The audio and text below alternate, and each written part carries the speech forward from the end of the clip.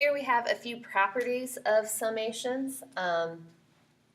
Basically what these properties say is, like if you have a summation with a constant term, C, didn't mean to do that.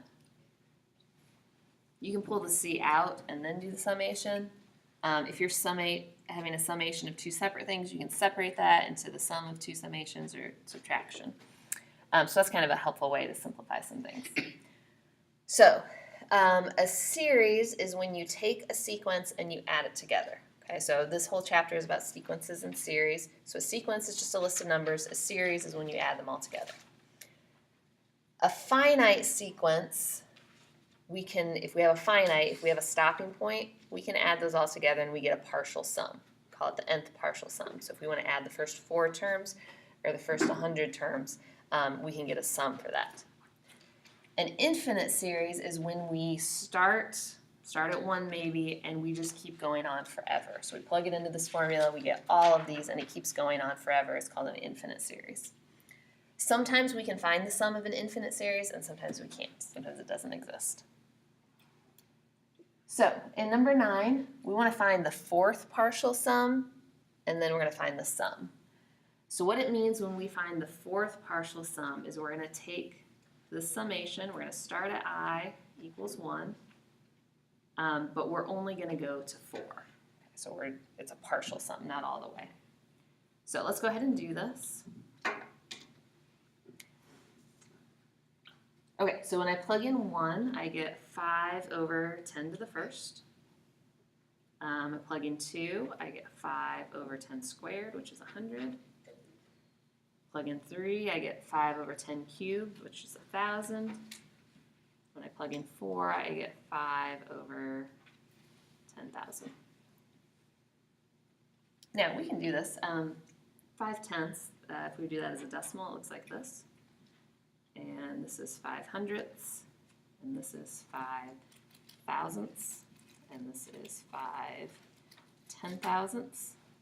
So when we add those all together, we get that. You could have done it in your calculator as well. Okay, so that's part A. So then for part B, instead of stopping at 4, we are going to go to infinity. So instead of stopping at 4, we're going to go to infinity. Okay, so we're going to keep doing this. 5 over 100,000 and 5 over 1,000,000. I lost track of my zeros. And we're going to keep doing that. Well, what's going to happen here?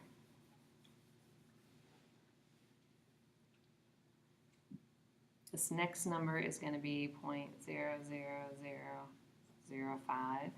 This next one's going to be 1, 2, 3, 4. We're going to keep doing this, okay, forever, infinitely many times. Okay, when we do that, we're going to get 5 repeating. Hopefully somewhere along the line, someone has told you that 5 repeating is the fraction 5/9. In case no one has, let me further just tell you. 2 repeating is 2/9. 3 repeating is 3/9, which of course we know reduces to 1/3. 4 repeating is 4/9. 6 repeating is 6/9, which reduces to 2/3. Okay? Going to blow your mind. I want you to think about 0.9 repeating. Okay.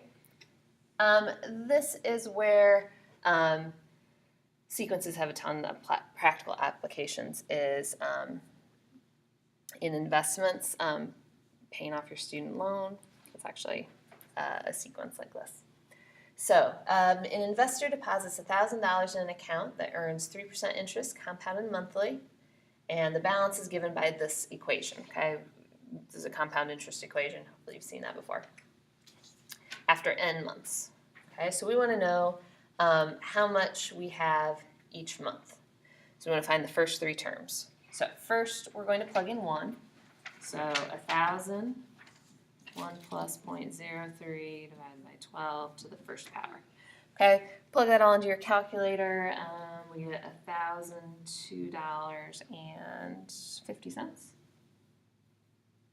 And then the second month, We have 1,000. Oh, that's too many zeros. Be nice, but that's too many. 1 plus 0.03 divided by 12 squared. We'll put that into our calculator. $1,005.01. And we plug in 3 to get our third month, and 1,752. Okay, so if you put this $1,000 in the account and then check back each month, after 1 month you have $1,002, and then 1,005, and then 1,007. Okay. We want to find the balance in the account after 4 years by calculating the 48th term. So if you just let this money sit in there for 4 years, how much will you have? So 1 plus 0.03 divided by 12 to the 48th power. Plug that into your calculator. Again, if you don't touch it, you'll have $1,127 and some odd cents.